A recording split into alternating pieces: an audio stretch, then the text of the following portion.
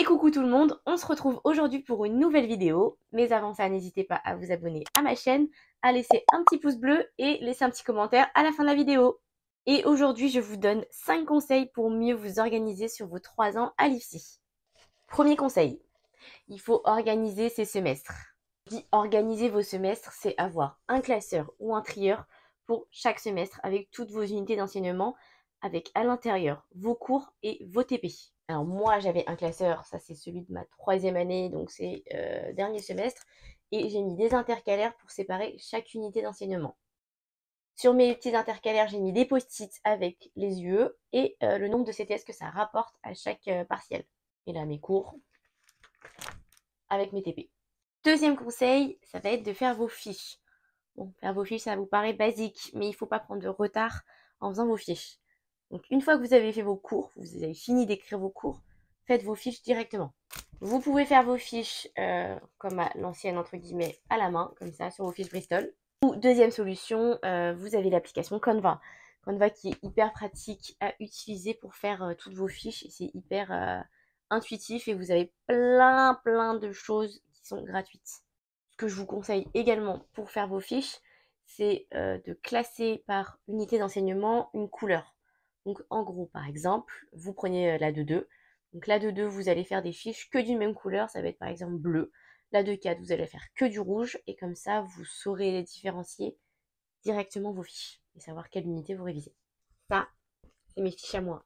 Je le faisais pas sur Canva et je le faisais que sur des feuilles blanches. Vous ne me demandez pas pourquoi, mais je trouvais ça bien.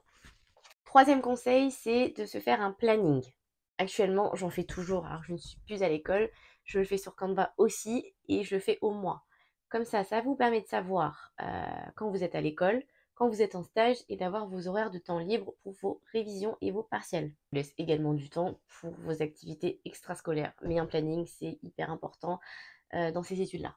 Quatrième conseil, ça va être pour les stages. Il vous faut un petit carnet répertoire. Ce carnet-là, il va vous permettre de noter à tous les stages que vous allez faire les traitements.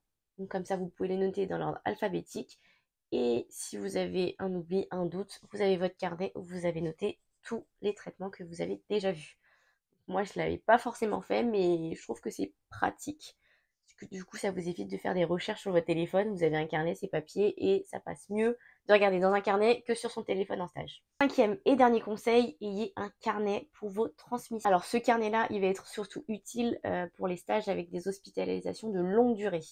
Je ne sais pas comment vous faites vos transmissions, vous écrivez vos transmissions, mais moi, j'utilise une feuille blanche, j'écris la date du jour, et tous les jours je reviens, ou pas tous les jours, et je note la date du jour avec les transmissions. Comme ça, après, je les mets dans mon petit carnet avec les feuilles plastifiées, et quand je dois le transmettre à une collègue qui ne le connaît pas, et ben j'ai toutes mes transmissions de tout ce qui s'est passé à peu près chez mon patient. À peu près, je vous cache le nom de l'enfant même si on ne sait pas qui c'est, mais voilà comment elles sont mes transmissions.